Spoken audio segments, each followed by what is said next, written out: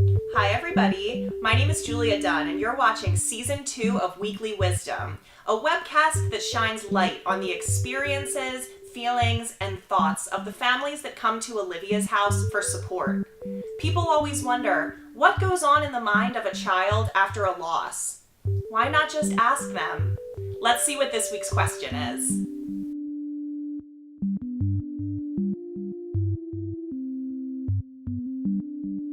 We went to the Rock and Roll Hall of Fame, and it was on the bottom level, and that's where like the older stuff is, like we used to listen to. And I walked into the Elvis room, and Nothing But a Hound Dog was playing, and that was like a song he would always sing in the living room in his chair. And I was like, you've got to be kidding me. Like, I'm literally thinking like, oh my god, Paul would be loving this. And then that song comes on and I'm like, wow. The corner of my eye, I can see him sometimes. Yeah. And also, I just kind of feel him around me and I hear his laughs. I had a rough start in the morning. I couldn't get up. And I was on the bus. I was talking to her in my head, which it never works. But I was like, okay, Mimi, I need some luck today. I need some luck. I need maybe like if I get a good grade on my math test or have a good day today and people talk to me and don't really, because sometimes I feel like I'm invisible in school. My math grade went up to a 90 and it was at a 78 because I'm not good at math. And all my tests that I got back today were a 12 out of 12, 14 out of 14, 10 out of 10. I was like, she's awesome. I'll be lying in bed and I have his one shirt that I want to turn into a bear, like folded on my nightstand. And like I'll smell like the smell of like his hair and like his deodorant and stuff. And like I could be lying far away from the shirt. And it's just like, all right, Paul, I know you're telling me like go to sleep or like stop stressing. Yeah.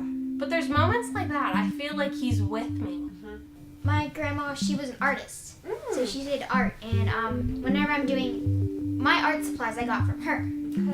So basically all my pencils and the notepads, she all gave them to me.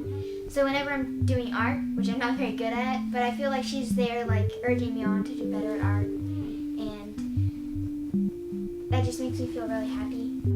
Like when I sit in his chair, I almost feel like he's giving me a hug.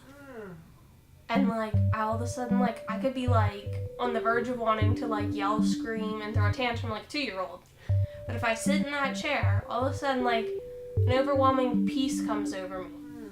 And I feel like he's hugging me, and I could take a nap. Like my grandma and me will be talking, and all of a sudden I'm like drifting off to sleep.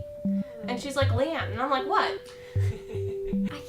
I can't really describe it, but I know it's his voice. Yeah. And I know that he's happy.